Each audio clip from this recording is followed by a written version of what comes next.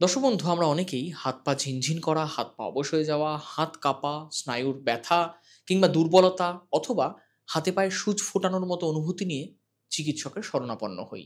কিন্তু অনেক সময় আমরা বুঝে উঠতে পারি না, সত্যি কি খাবারের মাধ্যমে বা খাবার দাবারের অভ্যেসের পরিবর্তনের মাধ্যমে নার্ভের সমস্যার কাটিয়ে ওঠা সম্ভব বা নার্ভের সমস্যার মোকাবিলা করা সম্ভব? কোন ভিটামিন বা মিনারেলস স্নায়ুকে শক্তিশালী রাখে?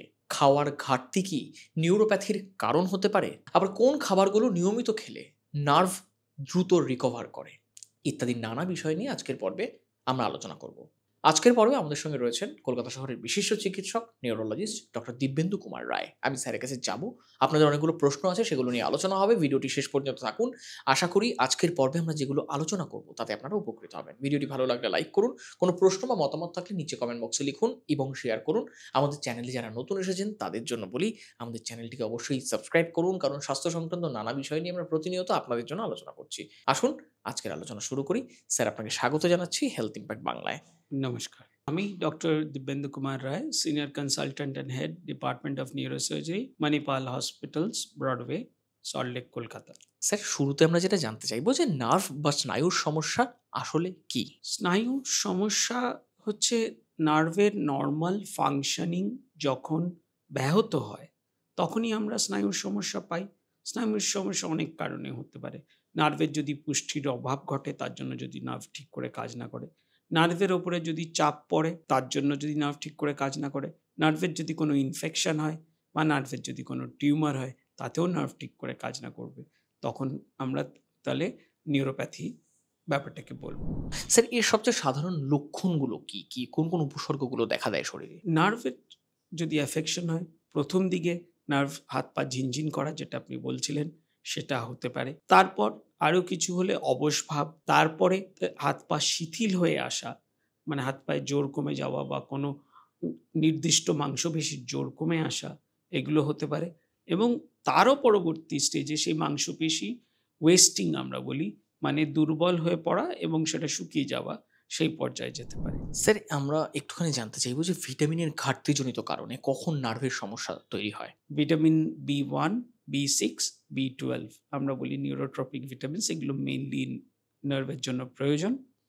ভিটামিন B12 এমন একটা ভিটামিন যেটা নার্ভের জন্য খুবভাবে ভীষণভাবে প্রয়োজন আমাদের। কিন্তু সেটা সাধারণত আমরা প্রাণীজ খাবারে পাই, ভেষজ খাবারে পাই না। তাই জন্য আমাদের মধ্যে যারা ভেজিটেরিয়ান বা শাকাহারী আমাদের যে নিরামিষাশী। সম্প্রদায়, নিরামিষাশী, তাদের মধ্যে এই ভিটামিনের ঘাটতি প্রায়শই লক্ষ্য করা যায়। স্যার, এবার একটু জানতে চাইবো যে কোন কারণে নার্ভ উইক বা ড্যামেজ হতে পারে? নার্ভের একটা, প্রথমে আমরা খাওয়া-দাওয়ার কারণ নিয়ে আলোচনা করি। আমরা যদি ভিটামিন B12 আমাদের যদি ব্যালেন্সড ডায়েট না থাকে, সব রকম ভিটামিনস যদি আমাদের ডায়েটে না থাকে, বা আমাদের শরীরের কোনো ভিটামিন অ্যাবসর্পশন মেকানিজমের যদি কোনো রোগ থাকে, ম্যালঅ্যাবসর্পশন সিনড্রোম কিছু থাকে, যেমন পেট থেকে তাহলে আমাদের বডিতে অ্যাবসর্ব হয় না ভিটামিনগুলো, সেটা যদি হয় তাহলে আমাদের নার্ভের ভিটামিনের ঘাটতি হতে পারে। আর ঘাটতি হতে পারে যদি আমাদের কোনো নিয়মিত টক্সিন সেবনের অভ্যেস থাকে। অ্যালকোহল যেমন একটা বিরাট বড় রিস্ক ফ্যাক্টর অ্যালকোহলিক নিউরোপ্যাথির জন্যে। অনেক সময় আমাদের অনেকের ডায়াবেটিস থাকে, সেটা আনডায়াগনোসড বা আনকন্ট্রোলড থাকে, তাই জন্য আমরা ডায়াবেটিক নিউরোপ্যাথি পেতে পারি।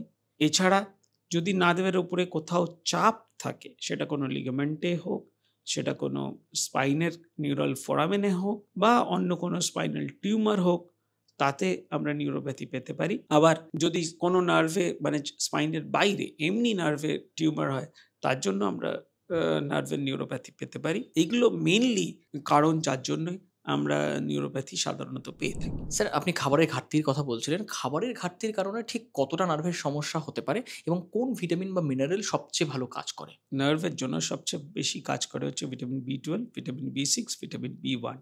এগুলো একটা ব্যালেন্সড ডায়েট যদি হয়, আমরা যেমন ননভেজ বা প্রাণীজ যদি কিছু খাবার, মাছ হোক, ডিম হোক, মাংস হোক, এবং তার সাথে সাফিসিয়েন্ট পরিমাণে ভেষজ খাবার যেমন ভেজিটেবলস অ্যান্ড ফ্রুটস খাই, তাহলে আমরা এই ডায়েটারি নিউরোপ্যাথি থেকে আমরা বাঁচতে পারি। আর আমাদের সুগার কন্ট্রোলে রাখা, নিয়মিত অ্যাক্টিভ লাইফ লিড করা, তাহলে আমরা ডায়াবেটিক নিউরোপ্যাথি থেকে বাঁচতে পারি। এখানে স্যার আপনাকে প্রশ্ন করেন যে ওমেগা 3, ম্যাগনেসিয়াম কিংবা ভিটামিন ডি এগুলোর কি ভূমিকা থাকতে পারে? দেখুন, ভিটামিন ডির রোলটা মেইনলি ক্যালসিয়াম মেটাবলিজমে, হাড়ের জন্য। ওমেগা 3 ফ্যাটি অ্যাসিডস জেনারেল, এটা বডি টক্সিনস আমরা নিউট্রালাইজ করি, কারণ এটা অ্যান্টিঅক্সিডেন্ট হিসেবে কাজ করে। তো অবভিয়াসলি আমাদের যদি অ্যালকোহল বা অন্য কিছু নেবার লোকের প্রবণতা থাকে, তাহলে ওমেগা 3 ফ্যাটি অ্যাসিড আমাদের নিউরোপ্যাথি থেকে কিছু হেল্প করতে পারে। আর ম্যাগনেসিয়াম তো ট্রেস এলিমেন্টস তো আমাদের দরকার নর্মাল বডি ফাংশনিং এর জন্য। তো অবভিয়াসলি এই তিনটেরই আমাদের ডিফারেন্ট জায়গায় রোল আছে নিউরোপ্যাথি প্রিভেনশন। এবার স্যার একটু বলুন যে কোন খাবারগুলো নার্ভ রিপেয়ার বা নার্ভ হিলিং এর ক্ষেত্রে সবচেয়ে বড় ভূমিকা পালন করে থাকে? সবচেয়ে বড় ভূমিকা পালন করবে আমাদের ব্যালেন্স ডায়েট, এবং তারপরে আমাদের animal proteins which are rich in vitamin B 12। Vitamin B 12 থাকলে আমাদের ইউজুয়ালি ডেফিসিয়েন্সি নিউরোপ্যাথি হবার চান্স খুব কম থাকে। কিন্তু ব্যালেন্স ডায়েটটা আমাদের দরকার, শুধু একটা ভিটামিন না, বাকি ট্রেস মিনারেলসও দরকার, অন্য ভিটামিনসও দরকার, তাহলেই আমরা নিউরোপ্যাথি প্রিভেন্ট করতে পারবো। স্যার কোন বয়স থেকে এই নার্ভের সমস্যা নিয়ে একটু বেশি সচেতন থাকা উচিত বলে আপনি মনে করছেন? After the age of 40, fifth decade of life আমরা বলি, যখন আমাদের অন্য সব মেটাবলিক ডিজিজেস হতে পারে, ডায়াবেটিস ধরতে পারে। ইউজুয়ালি যারা অ্যালকোহলিক, তাদের অ্যালকোহলিক নিউরোপ্যাথি হবার সম্ভাবনা থাকে, তখন থেকে আমাদের সচেতন হওয়া উচিত। স্যার এবার একটু বলুন যে শুধুমাত্র খাবার খেলেই কি নার্ভের সমস্যার সঙ্গে মোকাবিলা করা সম্ভব, নাকি তার সঙ্গে কিছু সাপ্লিমেন্টসও প্রয়োজন হয়? এমনি নর্মাল যদি আমরা ব্যালেন্স ডায়েট খাই, তাহলে আমরা জীবনে অনেক দিন পর্যন্ত নার্ভের সমস্যা থেকে মুক্তি পেতে পারি, যদি আমাদের অন্য কোনো বদ অভ্যাস না থাকে, যেমন অ্যালকোহলিজম বা এক্সেসিভ স্মোকিং আর এসব। কিন্তু যখন যদি নার্ভের সমস্যা আমাদের ডেভেলপ করে যায়, তখন আমাদের সাপ্লিমেন্টস প্রয়োজন। নাহলে নর্মাল ডায়েটে এতটা সাফিসিয়েন্ট কোয়ান্টিটিতে আমরা ভিটামিনস নাও পেতে পারি আমাদের সেই নিউরোপ্যাথি থেকে মুক্তি দেওয়ার জন্য। তাই জন্য তখন আমাদের সাপ্লিমেন্টস কিন্তু প্রয়োজন। স্যার এবার একটু জানতে চাইবো যে ভিটামিন বি 12 এর ডেফিসিয়েন্সি ভারতে এত বেশি কেন, এবং কিভাবে বুঝবেন যে ভিটামিন বি 12 এর ঘাটতি হচ্ছে শরীরে, একজন মানুষ কিভাবে বুঝবেন? দেখুন, আইডিয়ালি ভিটামিন বি 12 ডেফিসিয়েন্সি বোঝার মেইন মানে স্ট্যান্ডার্ড টেস্ট হচ্ছে blood test, vitamin B 12 level দেখা। আর সবসময় তো সেটা বোঝা যায় না, কিন্তু আপনার হাতে পায়ে যদি কখনো কোনো রিজন ছাড়া ঝিনঝিন করে, বা আপনার ব্যালেন্স মেনটেন করতে অসুবিধা হয়, বা দেখেন হাতে পায়ে পিনস অ্যান্ড নিডল সেন্সেশন হচ্ছে, তাহলে আপনাকে নিশ্চয়ই আপনার চিকিৎসকের কাছে যেতে হবে, চিকিৎসকের পরামর্শ নিতে হবে, যাতে উনি সেটা কারণটা আইডেন্টিফাই করে আপনাকে আপনার চিকিৎসা করতে পারেন। ভারতবর্ষে যেহেতু অনেক সংখ্যক আমাদের জনসংখ্যা নিরামিষাশী, সেই জন্য আমাদের এই মেটাবলিক নিউরোপ্যাথির প্রবণতাটা একটু বেশি অন্য দেশের থেকে। এবার স্যার একটু জানবো যে নার্ভ পেইন বা নিউরোপ্যাথি কমাতে কি কি ধরনের খাবার খাওয়া উচিত? আপনি কিছুটা বললেন, আর একটু ডিটেলসে একটু জানতে চাই। যদি নার্ভ পেইন ডেভেলপ করে যায়, আমরা তো অবভিয়াসলি তার জন্য ওষুধপত্র দেব, কিন্তু তার সাথে আমরা সাপ্লিমেন্টসও দেবো। তখন শুধু খাওয়াতে হয়তো আমরা সেটা সলভ করতে পারবো না। আর তার সাথে আমাদের তো নিউরোপ্যাথির যদি অন্য কোনো কারণ থাকে, সেটাও দূর করার জন্য আমাদের চেষ্টা করতে হবে। ব্যালেন্স ডায়েট অ্যান্ড মেডিসিনস দুটোই দরকার যদি নিউরোপ্যাথি অলরেডি ডেভেলপ করে যায়। এবার স্যার একটু আলোচনা করব যে কোন খাবারগুলো নার্ভের বেশি ক্ষতি করে, স্নায়ুর জন্য বেশি ক্ষতিকর। যে কোনো জিনিস মানে বদঅভ্যাসই আমাদের স্নায়ুকে ক্ষতি করতে পারে। অ্যালকোহল ইনটেক, স্পেশালি যদি অপরিমিত অ্যালকোহল ইনটেক হয়, স্মোকিং, তারপর আমাদের fast foods which give us a bad life and balance diet দেয় না আমাদের। আর যদি মানে কোনো কন্ডিশন থাকে, ডায়াবেটিস, হাইপারটেনশন, সেগুলো যদি আমরা কন্ট্রোল না করি, কন্ট্রোলে না থাকে, আনকন্ট্রোলড ডায়াবেটিস থাকে, তাহলে আমাদের নিউরোপ্যাথি ডেভেলপ করার একটা বিরাট বড় সম্ভাবনা থাকে। আগে একটা রোগ খুব কমন ছিল যাতে ডেভেলপ করতো, সেটা হচ্ছে সিফিলিস। এখন সেটা অনেক কমে গেছে সৌভাগ্যবশত, কিন্তু এরকম কিছু রোগ থাকলে আমাদের নিউরোপ্যাথি ডেভেলপ করতে পারে। ভাইরাল ইনফেকশনস কিছু আছে, হার্পিস ইনফেকশন বা এইসবে নিউরোপ্যাথি ডেভেলপ করতে পারে।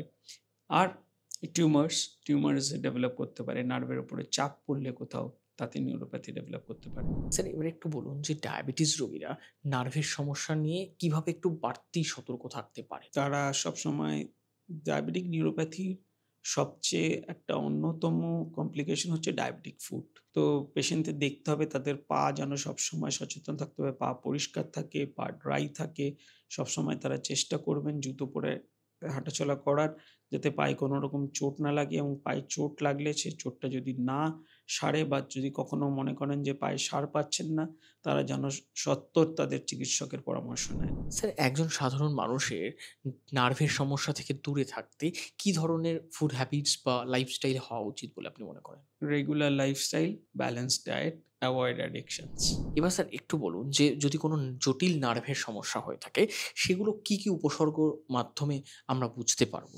জটিল নার্ভের সমস্যা সবসময় ছোট থেকেই চালু হয়। যদি আপনার দেখেন হাতে বা পায়ে ঝিনঝিন হচ্ছে বা ব্যথা হচ্ছে বা কোনো মাংসপেশি বা কোনো অঙ্গ কমজোর হয়ে যাচ্ছে, তাহলে আপনি সত্বর আপনার চিকিৎসকের পরামর্শ নেবেন, যাতে আপনার কারণটি আমরা আ নিশ্চয় করতে পারি এবং তার কিছু আ চিকিৎসা আমরা করতে পারি।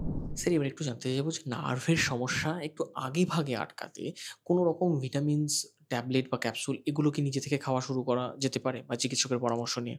এটা কতটা কস্ট এফেক্টিভ বলা খুব মুশকিল। আমরা যদি একটা balance lifestyle, active lifestyle maintain করি, ট্রাই টু এভয়েড ইনজুরিজ, আমরা অনেকদিন পর্যন্ত কোনো রকম অসুবিধা ছাড়াই জীবন কাটাতে পারবো। কিন্তু যদি এই প্রবলেমগুলো ডেভেলপ করে, তাহলে অবশ্যই আমাদের যা ওষুধ আমাদের চিকিৎসক আমাদের নির্দিষ্ট করবেন, সেই ওষুধ আমাদের নেওয়া উচিত। অনেক সময় যদিও neurotrophic ভিটামিনসগুলো, vitamin B1, B6, B12 এগুলো ওয়াটার সলিউবল, এগুলো ইউজুয়ালি টক্সিসিটি হয় না। কিন্তু অনেক ভিটামিন আছে তার জন্য আবার খুব এক্সেস নিলে টক্সিসিটি হতে পারে। তো সেই জন্য আমরা অযথা উইথআউট মেডিকেল সুপারভিশন কোনো রকম ওষুধ নিতে আ একটু দ্বিধা করব। দর্শক বন্ধু আজকের আলোচনা থেকে আমরা বুঝতে পারলাম যে নার্ভের শক্তি অনেকটাই নির্ভর করে ভিটামিন এবং মিনারেলসের উপর। ডাক্তারবাবু যেভাবে বললেন সেভাবে যদি আপনারা খাওয়া দাওয়া অভ্যেস করতে পারেন, সচেতন থাকতে পারেন তাহলে কিন্তু নার্ভের সমস্যা আপনারা অনেকটাই মোকাবিলা করতে পারবেন, নার্ভের সমস্যা কাটিয়েও উঠতে পারবেন। আপনাদের যদি এই বিষয়ে কোনো প্রশ্ন থাকে আমাদের কমেন্ট বক্সে অবশ্যই লিখুন। আপনাদের প্রশ্নগুলো নিয়ে আমরা পরবর্তীতে আবার আলোচনা করব। আজকের মতো এখানেই শেষ করছি। ভালো থাকবেন, সুস্থ থাকবেন। ধন্যবাদ।